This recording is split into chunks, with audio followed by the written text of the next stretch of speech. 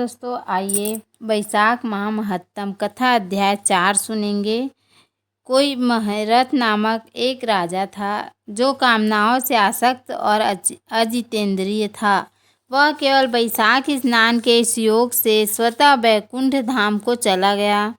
बैसाख मास के देवता भगवान मधुसूदन हैं, अतः वह सफल मास है।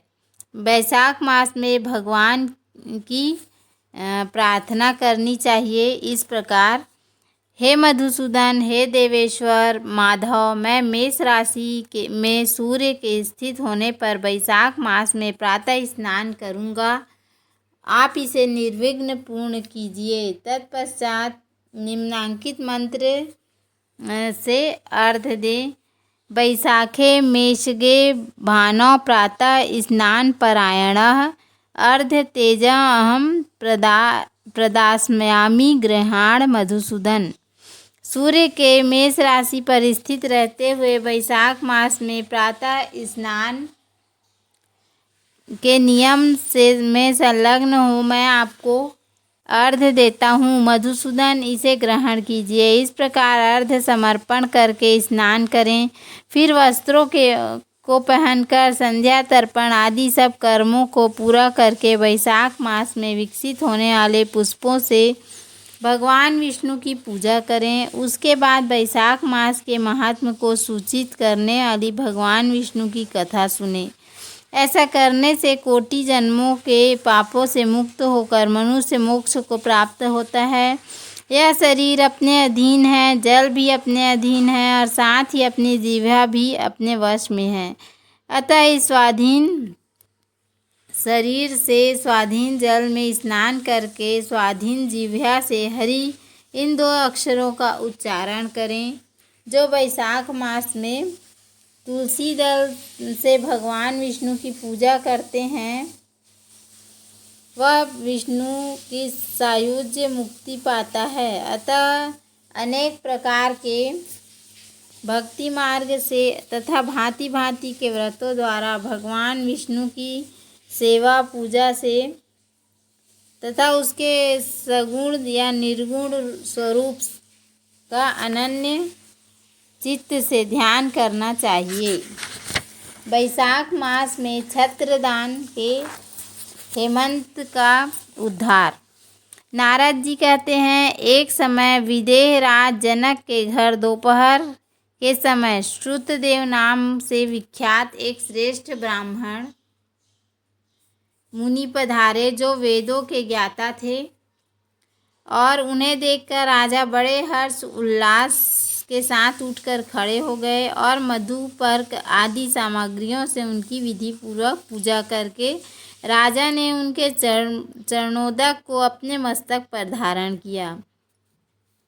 इस प्रकार स्वागत सत्कार के पश्चात जब वे आसन पर विराजमान हुए, तब विदेह राज के प्रश्न के अनुसार बैसाख मास के महात्म्य का वर्णन करते हुए वे इस प्रकार बोले।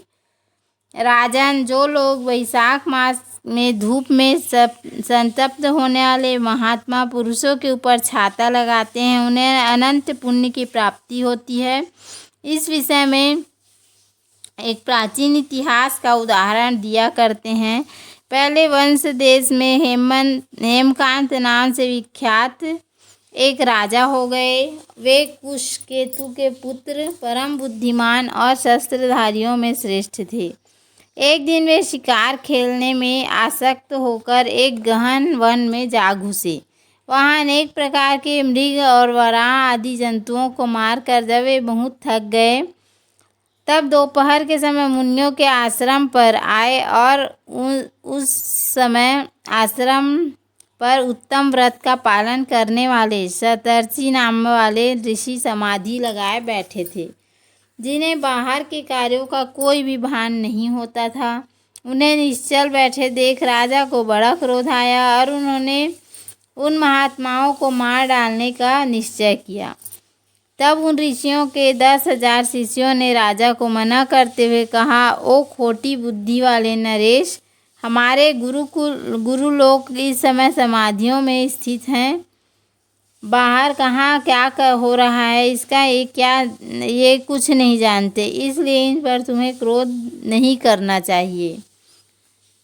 तब राजा ने क्रोध से विहल होकर शिष्यों से कहा, द्विज कुमारों, मैं मार्ग से थका मांदा यहाँ आया हूँ, अतः तुम ही लोग मेरा आतिथ्य करो। राजा के ऐसा कहने पर वे शिष्य बोले कि हम लोग भिक्षा मांगकर खाने वाले हैं। गुरुजनों ने हमें किसी के आतिथ्य के लिए आज्ञा नहीं दी है। हम सर्वथा गुरु के अधीन हैं, अतः तुम्हारा आतिथ्य कैसे कर सकते हैं। शिष्यों का यह कोरा उत्तर पाकर राजा ने उन्हें मारने के लिए धनुष उठाया और इस प्रकार कहा, मैंने हिंसक जीवों और लुटेरों के भय आदि से जिनकी अनेकों बार रक्षा की है, जो मेरे दिए हुए दोनों दानों पर ही पलते हैं, वे आज मुझे ही सिखलाने चले हैं, अतः मुझे नहीं जानते। ये सभी कृतज्ञ और बड़े अभिमानी हैं।